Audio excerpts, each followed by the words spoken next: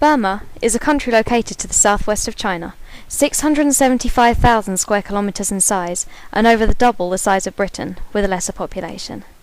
It's one of the poorest countries in Asia, with a significantly lower life expectancy than that of a European nation which is developed.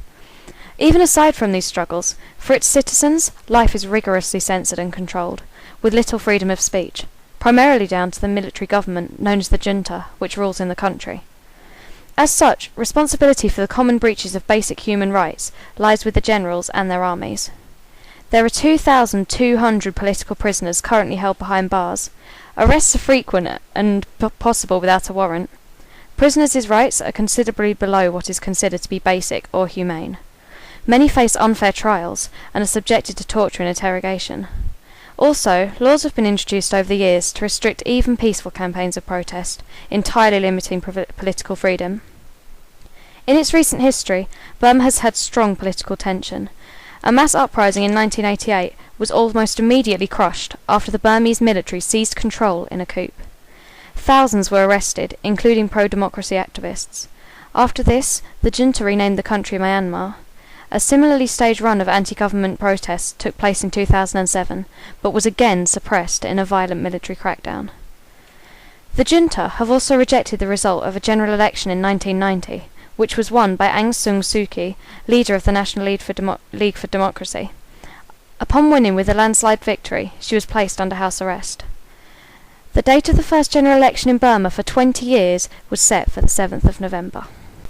Although the junta assured a free and fair election, there are still current rules that restricted many from participating, and independent press coverage was thoroughly controlled.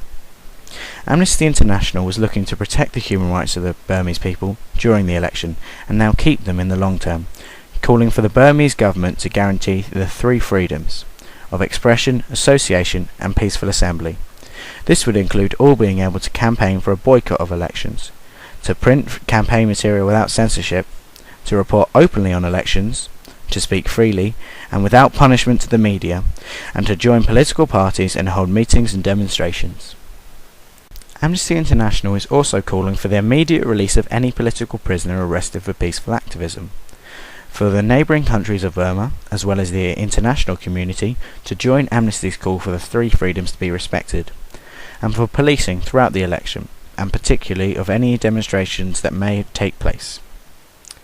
Various groups in support of Amnesty's cause have been demonstrating creative means of protest, all to raise awareness of the current situation in Burma. Amnesty have organised petitions inspired by the work of photographer James Mackay and require your help to put pressure on our world leaders to take action on Burma. There are ways in which you can offer support by taking part in both the photo petition and the letter petition. There are also upcoming events and documentaries that you may wish to look into for a better understanding of this situation. Tickets for the Amnesty quiz on the 30th of November are now on sale. Thank you for your time and we encourage you to get involved.